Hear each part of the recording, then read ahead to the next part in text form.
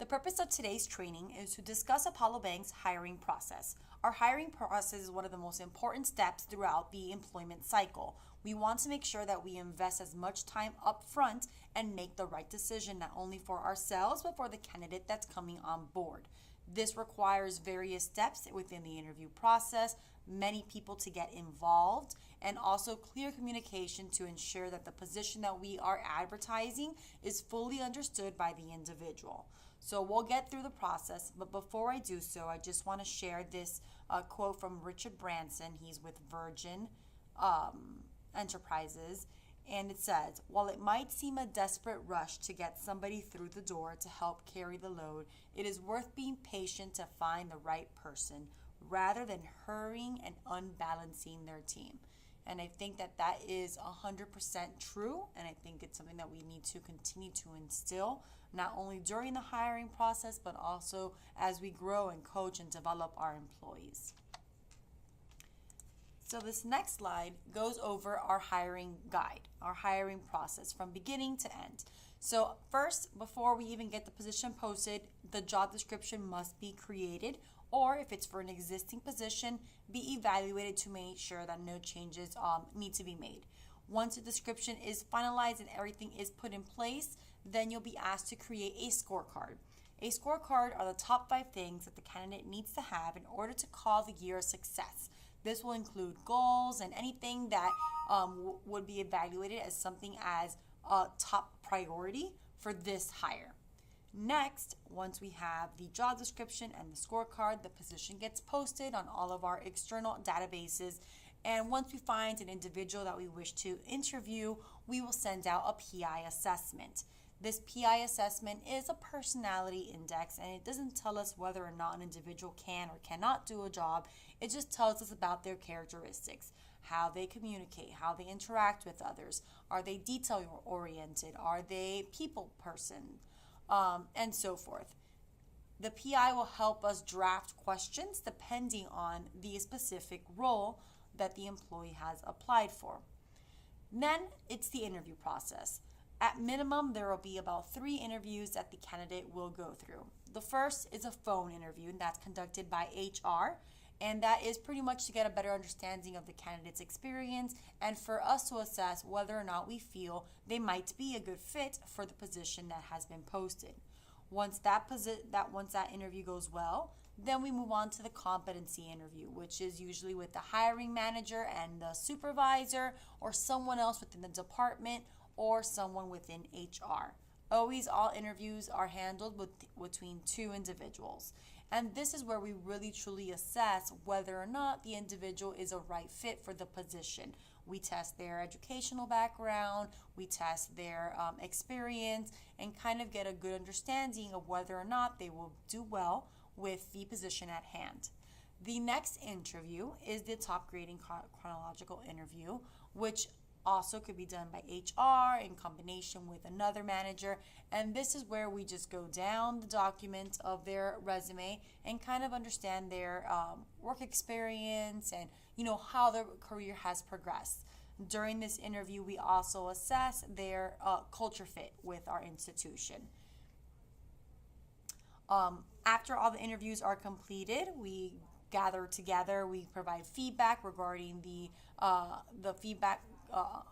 candidate's experience, and we make a decision whether or not we're going to extend an offer to that individual. Before extending the offer, another document needs to be drafted, and this is the 30, 60, 90-day action plan. This document we send along with the offer letter and with the job description. And basically what this document has are all the goals and objectives that the individual must accomplish within the first 30, 60, and 90 days. That way we feel that it's clearly communicated what our expectations are of the individual, what their priorities are for the onboarding period, and there is no surprises. So that's something that's sent along with the offer to our employees alongside the job description. After all that is sent out and communicated to the employee, a bunch of requirements are processed, such as background checks, credit checks, reference checks, and drug screenings. Lastly, once the employee is on board, then we do a 30, 60, 90-day evaluation via our TrackStar site. So TrackStar is performance management software. We utilize it to do our performance appraisals, our mid-year reviews, and so forth. We also use this during the onboarding process. So at the 30, 60, and 90-day point, the manager will be asked to log into the system and provide notes and feedback regarding the employee's performance.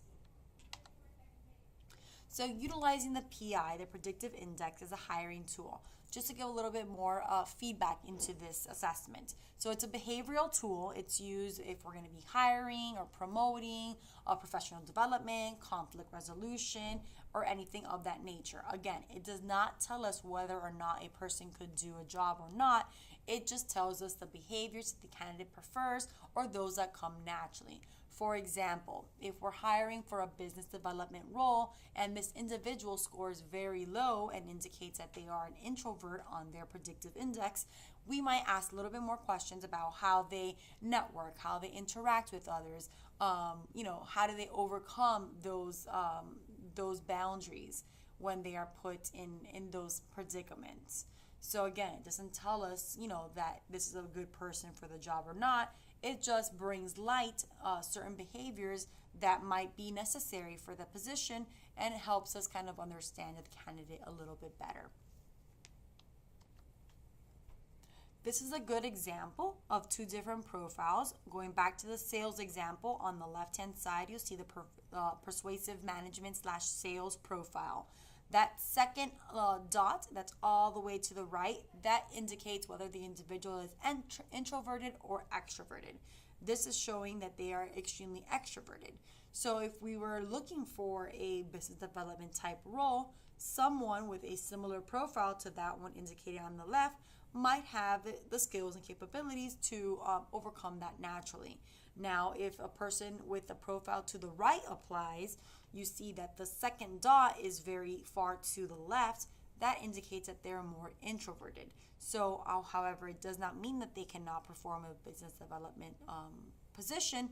It just means it's a little bit challenging for them. They have had to teach themselves ways to overcome those obstacles or come about different ways, and it just doesn't come naturally to them.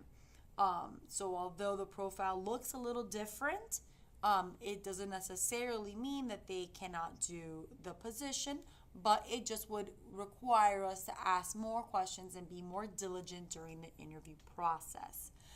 So the predictive index measures 4 different items. It measures dominance, it measures extroversion, it measures patience, and formality. Each of those can be indicated as either high or low, and then we try to match it to the profile that is matched to that of the position. So for example, a person with a high B and low D, as indicated by the persuasive management sales profile, would excel or likely do well in a business development type role. Individuals with the diligence type profile, which has a low B and a high D, might do well in operational background or an operational position or something that requires a high level of detail, something in compliance, for example. So that's how we utilize this tool. It's just an additional item. It's not an all-inclusive or deal breaker. It's just something that we have thrown into our hiring cycle to facilitate the process. Scorecards. So the scorecard is very important, and it helps HR really utilize our recruitment efforts to find ideal candidates. So these are the top 5 things that the candidate must achieve in order to call the year a success. The items on the scorecard must be measurable, and the objectives must be clear in order to ensure that we're able to match them and evaluate the candidate on these items. So an example listed below for a position such as a branch manager would include clean audits, to be able to develop a certain amount in business development in order to bring in and establish new relationships in the personal side, business side, and treasury side, and so forth. So the top grading tandem interview, or the WHO interview, this is the one that is done by HR, and pretty much everybody should utilize this method. It's the most easy method and way to interview somebody. It pretty much is a chronological process that goes through the individual's resume, starting from the end to the beginning, and it just revolves around a series of questions that you ask over and over and over again on each of the different positions that they have held. So depending on the candidate, you'll start with their education. You'll discuss, what are their successes, what are their accomplishments, highlights, so forth. You can start as early as high school. That kind of gives you an idea of how they dealt with team sports and clubs and activities and so forth. Progressing towards higher education, college, masters, any certifications, and so forth. Then you proceed to discuss their first full-time job and come forward to the present. So when you proceed through their first job, you'll ask, why you took the job, how did you hear about the job? Then you can ask about, what are some successes and accomplishments, how did you achieve them? Tell us about any mistakes or failures. What did you like most? What did you like least about the job? Who was the name of your supervisor? And what would be some strengths or weaknesses that they might have to say about you? If we were to speak to them, give us some more feedback. What are some things that they might mention? If they were in a management capacity, how many direct reports did they have to them? Were their employees A, B, or C players? What happened to change a talent mix? If those are hiring, firing, coaching, so forth. And lastly, reason why you left the job. And these series of questions can be utilized over and over and over again through the individual's resume as you proceed through the different jobs that they have held. And always, if you need more details, more substance, you can always ask, tell me more, or how did you do that, or how did you accomplish that? It's all about probing and getting as much detail as you can from the candidate to really truly understand their experience. So during the interview process, the candidate should be doing the bulk of the talking, not the individual that's conducting the interview. That time is meant to communicate with the individual, have a good idea of what their strengths are, what they're looking for in their next opportunity, and really if they're a good fit. So if you find that you're doing most of the talking during the interview, that's not a good sign. Regroup and go back to the process and follow this method right here. This is a very simple and proven method that will help you further improve your interview skills. So additional interviewing tips, so always be careful not to include any discriminatory content. So definitely never ask about their family nature, if they have any children, if they're married. You do not want to ask, about any personal issues, disabilities, or whether they are a U.S. citizen, or if they're expecting to retire soon, or so forth. So you have to be very cautious not to offend anybody and not into any legal implications. So there are different ways you can get creative and ask these sorts of questions to further understand, kind of give you the same result. So for example, you could ask, are you available to work overtime on occasion? Or are you legally authorized to work in the U.S.? Or what are your long-term career goals? So just, restructure the statement, and then that will help facilitate and ensure that you don't come across the wrong way.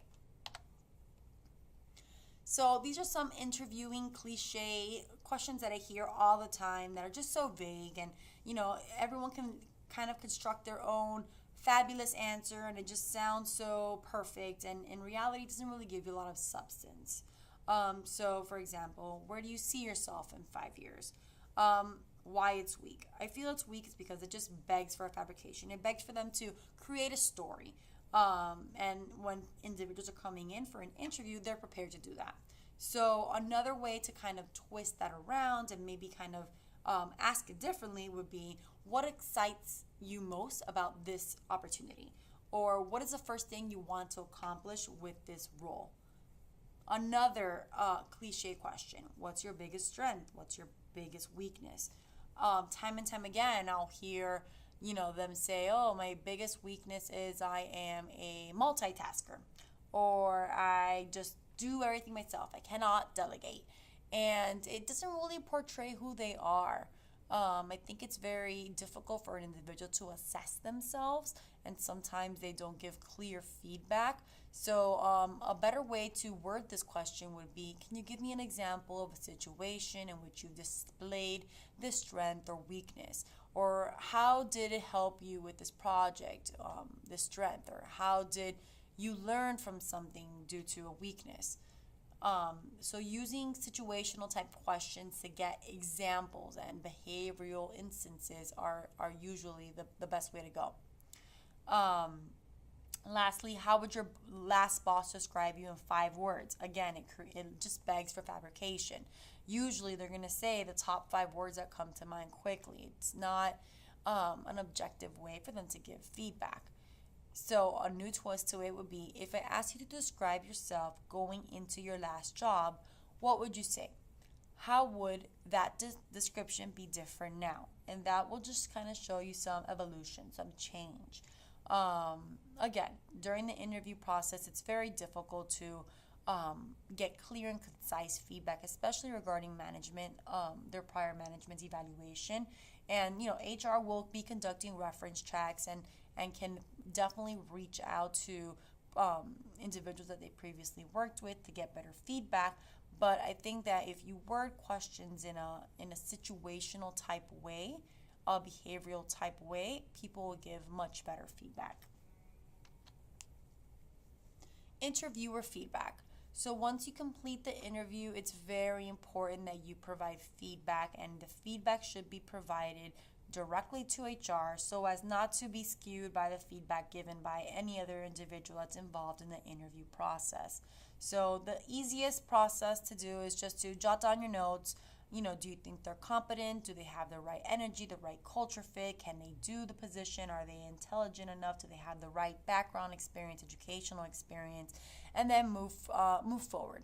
Once that information is given by all individuals in the hiring process, then you all can have a discussion and make the right decision whether or not this individual is worthy to go into the next interview process, or if you want to do additional interviews or reference checks, or bring them in and finally extend the offer. Then lastly, performance management. So once the employee is hired, it's an ongoing process, not only with new hires, but with, all of our employees. You want to make sure that you're providing them with concrete performance expectation feedback. You're constantly giving them an update as to how they're doing, what they're doing well, what they need to work on, and it's an ongoing thing. It shouldn't just be done during the onboarding process. It shouldn't just be done during the annual review process. It needs to be done year-round. So as a requirement here at Apollo Bank, we have our 90-day onboarding evaluation, we have a mid-year evaluation, and we have a year-end evaluation. But it's the manager's responsibility to kind of sprinkle it in to do it on a regular basis, aside from those 3 assigned times. So we'll be sending monthly email reminders, and we really want to push all of our employees and our managers to utilize the Trackstar system to the most of its capability. It has note-taking capabilities. It has the ability to kind of document and add attachments. And really, I think that is something that everyone can benefit from. It keeps all your information confidentially on our web platform, and come evaluation time, all the notes are there, readily available, and it really helps facilitate the year-end appraisal process and coaching sessions and development sessions and so forth. If you have any questions, please feel free to reach out to myself or Diami in HR. Also, please be sure to view the video following this presentation. It has a lot of good information as to the top grading interview process that I think you'll find beneficial as you implement in your interviewing instances. Thank you.